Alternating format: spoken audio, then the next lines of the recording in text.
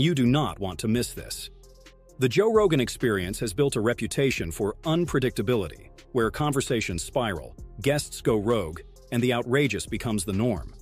1 minute it's philosophy, the next it's full-blown conspiracy theories or live on-air arguments. And yet somehow, Joe Rogan thrives in the madness.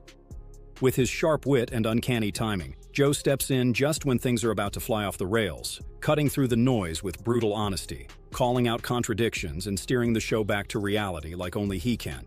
It's not just a podcast, it's controlled chaos, and Joe is the eye of the storm.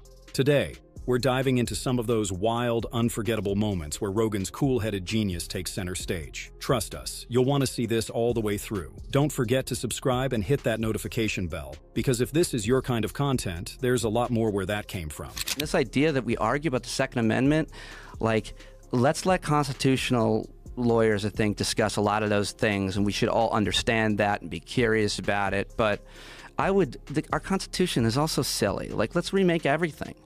Like, let's have that conversation. There's so much better that we can do. Have a serious conversation about what kind of guns and bullets people can have. Not that they can have them or that they can't have. Like, that's the conversation. That's where we should be right now. Everything gets regulated. But the gun thing, the most up part about the messiness of the gun thing is that even if you made guns illegal, even if you said you can't have any bullets, you'll all go to jail. There's so many guns. You're not getting them all. And that's political comedian Pete Dominick for you, always ready to push the envelope, even if it means tearing it up completely. Look, if you're against the Second Amendment, that's your right. We can debate that all day. But to kick off the conversation by saying, let's just remake the entire Constitution because of one issue, that's not bold, that's reckless. Even the most radical voices on the far left haven't taken it that far. And honestly, let's hope it stays that way. The Constitution isn't some outdated pamphlet you toss aside when it doesn't suit your beliefs. It's the foundation of our democracy, the framework that's guided this nation for over 2 centuries. You don't burn the house down because you don't like the wallpaper. But I agree. How do you do it? Yeah, that's the question. That's the most important point. There's already 330, there's more guns than there are people. So what do you do? So by the way, I think you buy as many as you can back for sure. You spend a whole bunch of taxpayer money.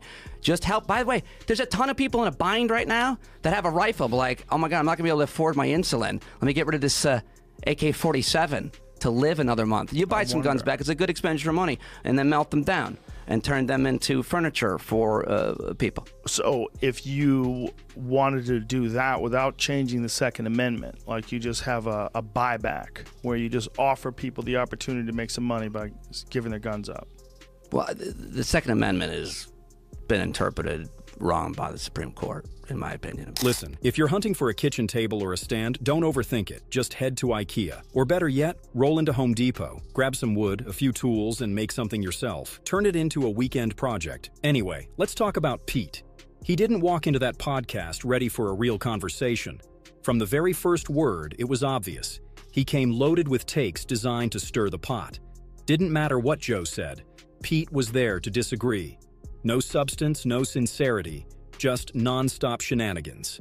And you could tell it was grating on Joe, who was clearly running out of patience fast. The main issue is definitely the guns and the bullets in them.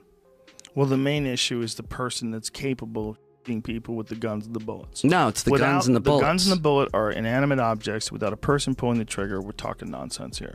They're not going to shoot themselves. It's a healthcare issue, and it's so extreme. It's really, if you want to know the answer to healthcare issues, you should talk to public health experts. They have those answers. They have the research. But wait, hold on. What research? On what? Well, they don't have enough research on. They don't have enough research on gun violence. Well, what are you unfortunately. talking about then? I'm talking about if you want to know the solutions for what is impacting and creating death by any measure, accidental death. Right, but we're talking about gun violence, right? Right. What healthcare professionals have the solutions to gun violence? And just like that, Pete spiraled, talking in circles, tripping over his own contradictions like it was some kind of performance art. Joe's audience wasn't having it either. They let loose in the comments.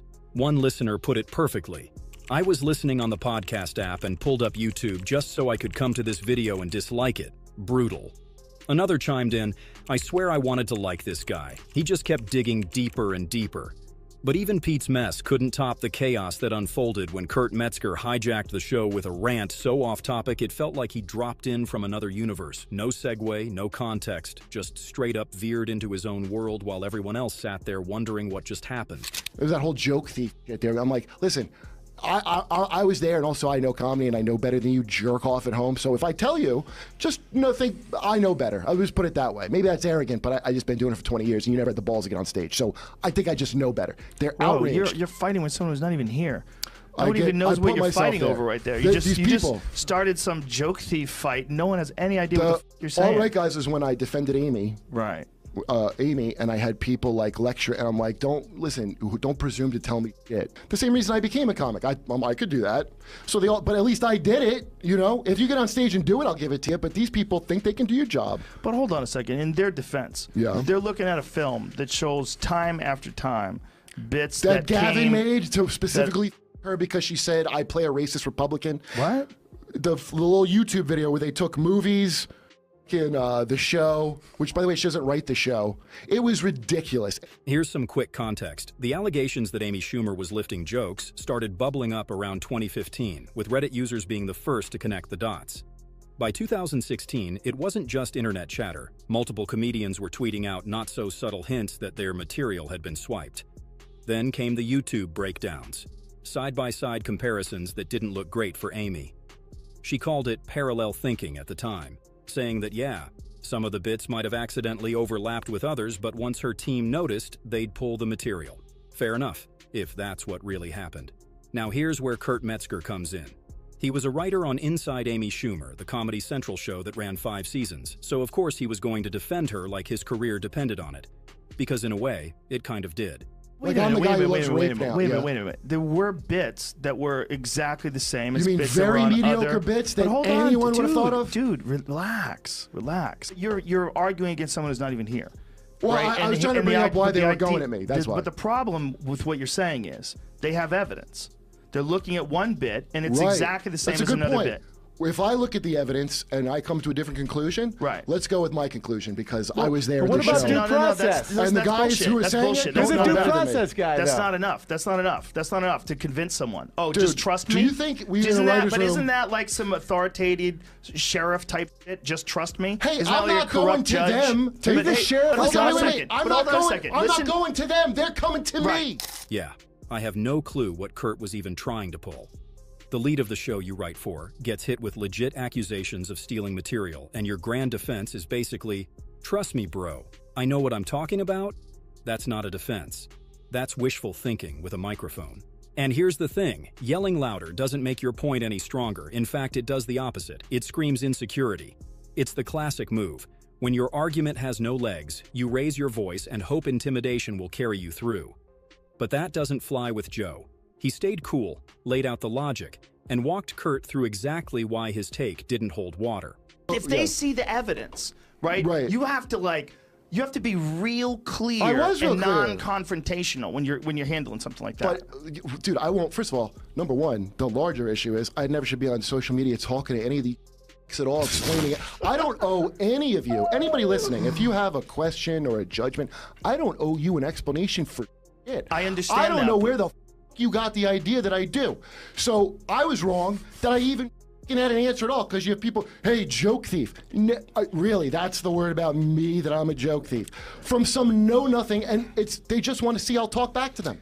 Most of these animals can't believe you're speaking to them. They think that you did steal it, and you've got to explain how this was parallel thinking. There's going to be a bunch of people. Many times I did. I know, but a lot of people haven't heard it, and you're blurting it out like that someone's arguing you in the room.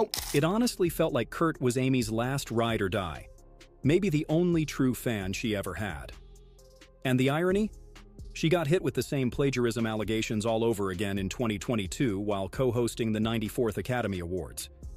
That time, the joke she used had already gone viral as a tweet months earlier, back in December, so yeah, maybe she really did parallel think her way straight out of relevance. But hey, I want to hear from you. What do you think? Drop your thoughts in the comments and let's get into it. And if you know someone who'd get a kick out of these wild moments, go ahead and share the video. Appreciate you watching, and I'll catch you in the next one.